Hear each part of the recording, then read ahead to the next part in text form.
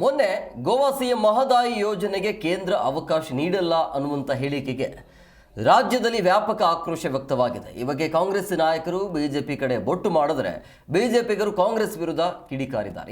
ಯಾರು ಏನು ಹೇಳಿದ್ದಾರೆ ಕೇಳೋಣ ಬನ್ನಿ. ಸಿದ್ದರಾಮಯ್ಯನವರು ಡಿ.ಕೆ. ಶಿವಕುಮಾರ್ ಬಹಳ ರಾಜಾರೋಷವಾಗಿ ಹೇಳಿಕೆ ನೀಡಿದ್ದಾರೆ. ತುಂಬಾ ಸಂತೋಷ.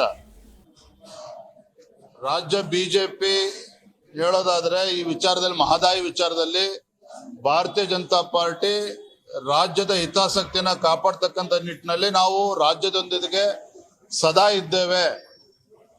ಗೋವಾ ಮುಖ್ಯಮಂತ್ರಿಗಳ ಹೇಳಿಕೆಯನ್ನು ಕೂಡ ನಾನು ಗಮನಿಸಿದ್ದೇನೆ. ಕೇಂದ್ರ ಸಚಿವರು ಪ್ರಹ್ಲಾದ್ ಜೋಶಿ ಅವರು ನೀಡಿರ್ತಕ್ಕಂಥ ಹೇಳಿಕೆಯನ್ನು ಕೂಡ ತಾವು ಗಮನಿಸಬೇಕು. ಯಾವುದೇ ಕಾರಣಕ್ಕೂ ಕರ್ನಾಟಕದ ಹಿತಾಸಕ್ತಿಯನ್ನ ಬಲಿ ಕೊಡೋದಕ್ಕೆ ನಾವು ಅವಕಾಶನ ನೀಡೋದಿಲ್ಲ. ನಮ್ಮದೇನಿಲ್ಲ, ಅದು ಫಾರೆಸ್ಟ್ ಕ್ಲಿಯರೆನ್ಸ್ ಸಿಗಬೇಕಲ್ಲ, ಅದು ಸಿಗದೆ ನಾವೇನು ಕೆಲಸ ಮಾಡ್ಲಿಕ್ಕೆ ಆಗೋಲ್ಲ. ಸೊ ಅವ್ರು ಕೊಡ್ಬೇಕು, ಕೊಟ್ರೆ ಮುಂದೆ ಕೆಲಸ ಮಾಡ್ತೀವಿ. ಅವ್ರು ನ್ಯಾಚುರಲ್ ಆಗಿ ಮಾಡೋರು, ಅವ್ರು ರಾಜ್ಯದ ನೀರು ನಮಗೆ ಬರ್ತದೆ, ನ್ಯಾಚುರಲ್ ಆಗಿ ಮಾಡ್ತಾರೆ. ನಮ್ಮದು ಕೊಡ್ಲಿಕ್ಕೆ ನಾವು ಪ್ರಯತ್ನ ಮಾಡ್ತೀವಿ.